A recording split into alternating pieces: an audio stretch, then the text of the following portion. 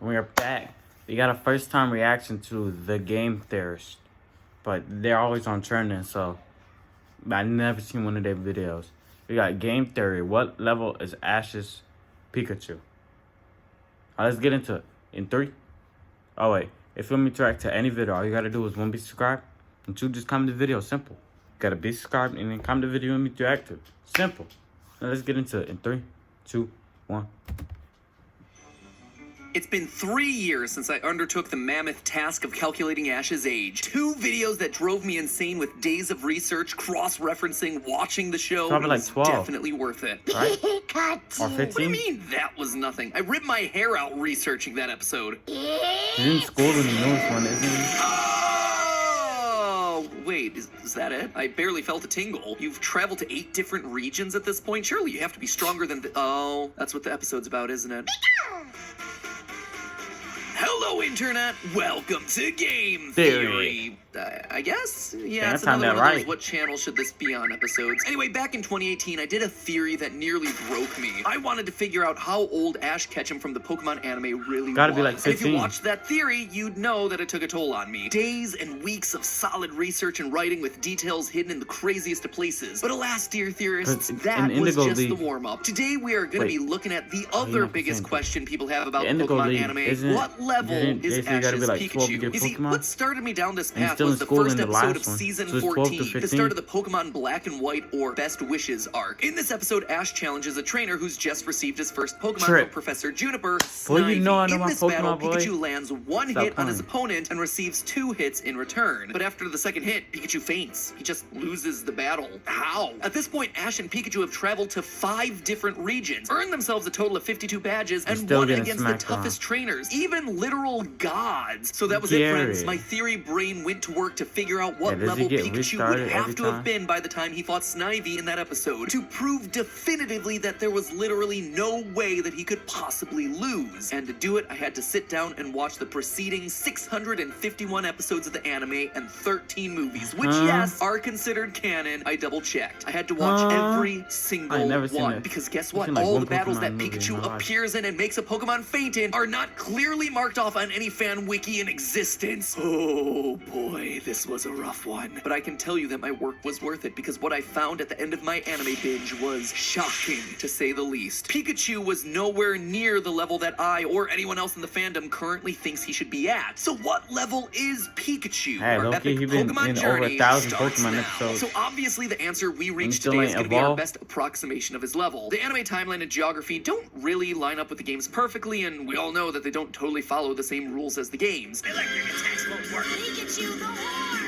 Smart move. Rhydon's horn acts just like a lightning rod. As such, I needed to set some ground rules. We're only going to be counting battles that we see on screen. Pikachu has had to have fought in the battle, and the opponent has had to have fainted, usually shown by big spirals across their eyes. Or they have to have been deemed unable to battle by a referee. We also won't be counting every time Team Rocket blasts off again. There are, however, occasions where Team Rocket's Pokemon are shown to clearly faint prior to their blast off, and so those will be counted. We also won't be considering moves used as a sign of Pikachu leveling up. This is because the names of moves are sometimes used interchangeably, especially in the early seasons of English dub. They also have a habit of giving Pokemon moves that they can't physically learn, like Charmander using Skull Bash, a move that the Charmander family can never learn, or Pikachu learning the move Volt Tackle, a move that can only be obtained through breeding and not learned naturally. Now, for this theory, we're going to be using the flat rate EXP equation from the games, hence why this is a game theory, where the amount of EXP you earn is based off of the following factors. If the opponent is wild or owned by a trainer, if the winning Pokemon is with its original trainer, the base experience yield of that specific Pokemon, if the Pokemon is holding a lucky egg, the level of the fainted Pokemon, if an EXP point power is active, if the Pokemon has an affection rating of 2 and above, and if the winning Pokemon is past the level it should evolve. All of that then gets multiplied together and divided by 7, multiplied by an amount based on if the EXP share is on, which leaves you with an equation that looks a little something like this. Section T, E, P, V, and S are all going to be set to 1, as Ash is Pikachu's original owner, and the other items are not seen to be used. Variable V was only implemented in Gen 6, which we're not getting to today because we're stopping our calculation at that particular Snivy fight. Pikachu's affection, though, is an interesting one. It becomes 1.2 if the affection is above 2, which I believe happens around episode 30 onwards, as Pikachu there is shown to put aside his own feelings to help Ash get what he wants. So those are all the obvious and easy variables. The big challenge is figuring out the level of each and every losing Pokemon throughout every single one of the anime battles. For the sake of the theory, we use two ways to calculate this. If the Pokemon is wild, I took the route that they were on, or at least the route they should be on based on which cities they're traveling between, and from there I looked at the highest level Pokemon and lowest level Pokemon that you can find on said route. From there, I simply took the median number, or middle number. For example, on Route 1, the highest level is 7, but the lowest is 2, so the median level for that route is 5. For any trainer battles, I instead used the mean level, or average level for that route, adding them all up and dividing by the number of trainers. The exception to this was when gym leaders or Team Rocket used Pokemon that their in-game counterparts also use, in which case I just used the level from that Pokemon directly. The final factor is that we'll be calculating Pikachu's level by taking his total experience and finding the cube root of that number. This is because Pikachu is part of the medium-fast EXP group, and so this is how the game calculates it. Alright, geez, enough table setting. Let's actually start the quest, shall we? Pikachu's adventure begins in the Kanto region, when Professor Oak gives him to Ash as his first Pokemon, meaning that we start with Pikachu at level 5, just like he does in Pokemon Yellow. In that first episode, Pikachu actually gets his first win, and it's an impressive one. Ash and Pikachu get chased by a flock of Spearow, which forces Pikachu to leap into the air and unleash an incredible Thunder Shock. Now, these Spearow would have been about level 5, considering that they're on Route 1. The most we see on screen at any given time is 46. So that right there gives us a nice healthy 1,905 EXP right off the bat, immediately jumping Pikachu to level 12 in the first episode alone. Things are looking good. Pikachu's victories after that first episode, though, become few and far between, beating Brock's Geodude, a wild Squirtle in episode 12, Lieutenant Surge's Raichu, a wild Grimer in episode 29, and a Trainer's Paris on episode 41. Though in this episode we're going to assume that Paris is level 5 due to the story pointing out that he's particularly weak. What a pathetic Paris.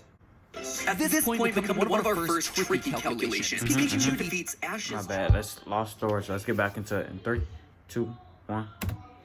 Defeats Ash's Charmeleon in that same episode, episode 41, which on its own is fine, but Charmeleon only evolved the episode prior and will evolve again in just 2 episodes' time, not even appearing in the next episode. This means that we have very little to go off of what his level would be. So for the sake of simplicity, I'm just going to assume that he's now level 26, right in the middle of Charmeleon's 2 evolutionary points. After this, Pikachu wins against a wild Dodrio in a hospital in episode 44, our first Team Rocket feint in episode 1 of season 2. Then there's Blaine's Rhydon and a return of Jesse's Arbok in episode 6. A few more uneventful battles before Pikachu has an incredible victory against 3 Pokemon at the start of the first movie, then have a fight with the trainer's Marowak in season 2 episode 19, Pete's Arcanine in the 3rd round of the Pokemon League episode 22, and his final Kanto victory, Richie's Butterfree in the 4th round episode 25. So by the end of the Kanto region, Pikachu has won 21 battles, and by my calculations is now level 30, which makes his victories that much more impressive, considering by the 4th round of the Pokemon League, your opponents are supposed to be in their high 50s. So I guess Ash is either smarter than we think, or he's incredibly lucky. Either way, his luck soon runs out. He's defeated by Richie, and Ash and Pikachu head on over to the Orange Islands. And,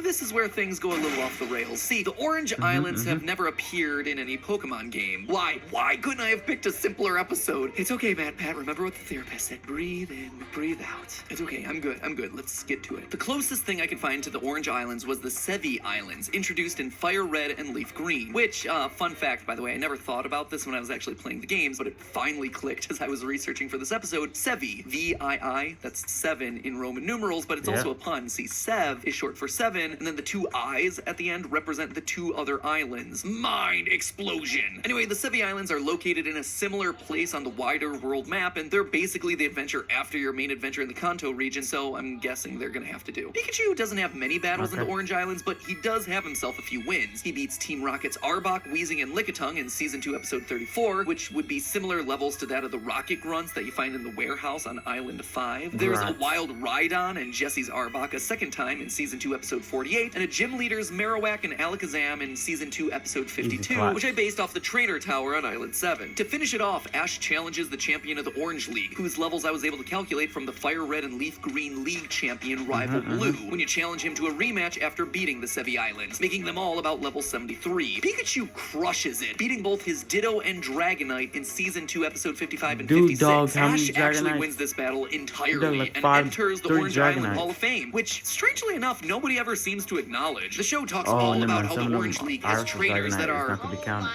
and even though Ash wins, no one ever seems to remember it. Even in blogs outside of the show, he only got attention when he finally won the Alola League. Like, oh my gosh, Ash actually won something for a change. He won back in Season 2, guys. I mean, what does a guy got to do to get some recognition around here? Your time will come, Ash. Your time will come. But before that, we got 3 more regions to plow through. At the end of the Orange Islands, Pikachu has amassed 35 levels. Wait, really? Is that it? Are you taking down Pokemon that are twice as powerful? At this point, you might think that my pursuit's been wasted, as by my own logic, Pikachu shouldn't have been able to win those fights, but I'm not gonna let anime logic get in the way of my cold, hard calculations. That is, empirically speaking, what level he should be at based on all the fights he's done at this point in the series. So, we're carrying onward to the Johto arc, which brings around a shift in the way that the anime works. The first 2 seasons had 2 regions and 2 leagues, but in Johto, we actually have 3 seasons just to complete that 1 league, meaning that there are way more battles per region along the way. So, you would think that this is where Pikachu's level would start to climb faster, but there are 2 problems. First, Pikachu takes a bit of a back seat during the Johto arc to let Ash's shiny new Pokemon take the spotlight. Secondly, the start of a new canon region also means an interesting twist with regards to the game mechanics. The Pokemon levels within the region reset. Although at this point Pikachu is at level 35, the Pokemon in the early routes will be very low-level Pokemon, as you'd expect when you start a new game. The anime does make a point of this when Ash first arrives, showing that he's too overpowered, hence Pikachu taking a back seat and us saying goodbye to characters like Charizard and Squirtle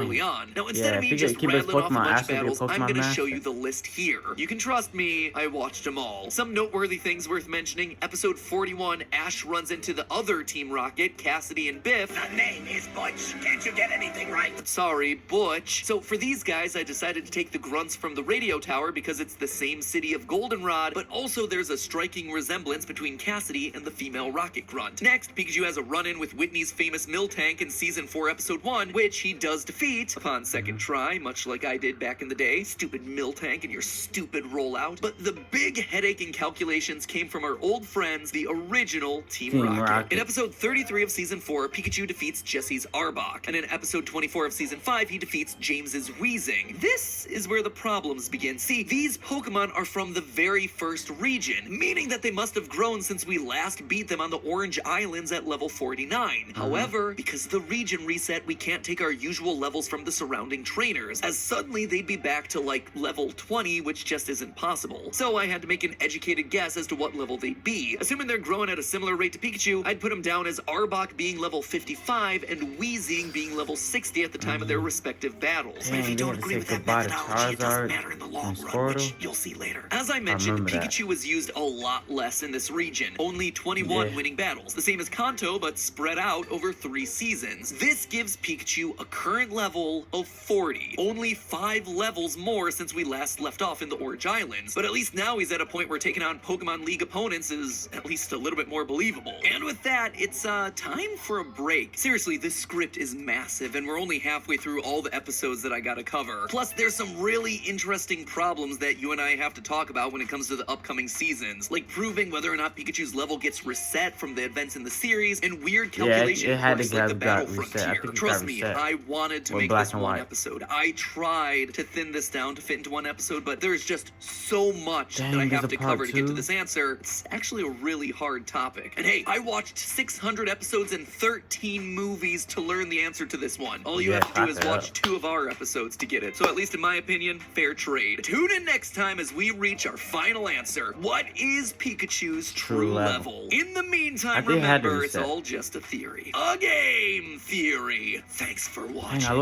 Comment down below which one of his videos should I watch.